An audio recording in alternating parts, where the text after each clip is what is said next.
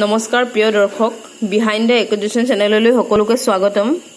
আজি মই এটা কাজি নেমুৰ এটা অতি সহজ চাটনি এটা লৈ আনিছোঁ আপোনালোকৰ মাজলৈ।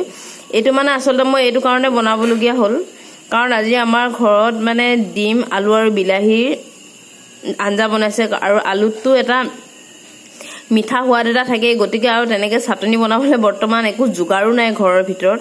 গতিকে মই সেইকাৰণে এই বস্তুখিনি হেতি এটা চাটনি বনাম।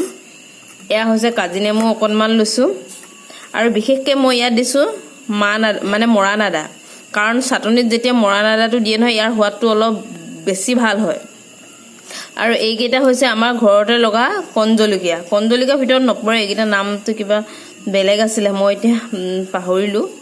তাৰপিছত আৰু মই লৈছোঁ ৰচুন, এই সৰু সৰুকৈ 5 ফুটা।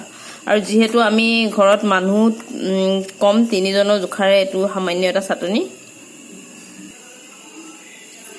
এইখিনি মই ইয়াত ঢালি দিলোঁ আৰু এয়া দিছোঁ মই নিমখটো অকণমান পৰিমাণটো বেছিয়ে হৈছে, এতিয়া এইখিনি জোখো আছে, ঠিকে আছে।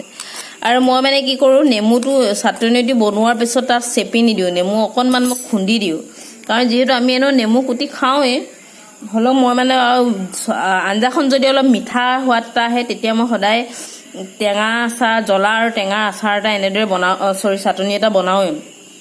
আৰু কেইবাটাও চাটনি মই বনাওঁ, সেইকেইটাও যিকেইটা অকণমান ভাল আপোনালোকৰ লগত শ্বেয়াৰ কৰিম।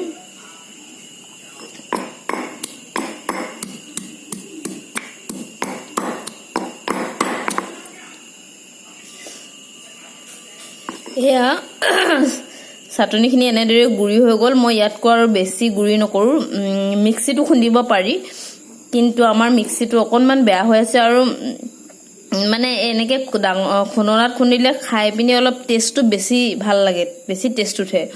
আৰু যিহেতু মৰাণ আদাৰ গোন্ধ আহি আছে, চাটনিখিনি বহুত টেষ্টি হৈছে। মই অকণমান আপোনালোকক এনেকৈ টেষ্ট কৰি চাওঁচোন। সঁচাকৈ মই অকণমান টেষ্ট কৰি চালোঁ, খুব ধুনীয়া হৈছে। আপোনালোকে কেতিয়াবা একো নাথাকিলে এনেদৰে ঘৰত বনাই খাই চাবচোন, এইটো ট্ৰাই কৰি চাব এবাৰ। থেংক ইউ মোৰ ভিডিঅ'টো চোৱাৰ কাৰণে, আৰু চেনেলটো ছাবস্ক্ৰাইব কৰি দিব। ধন্যবাদ।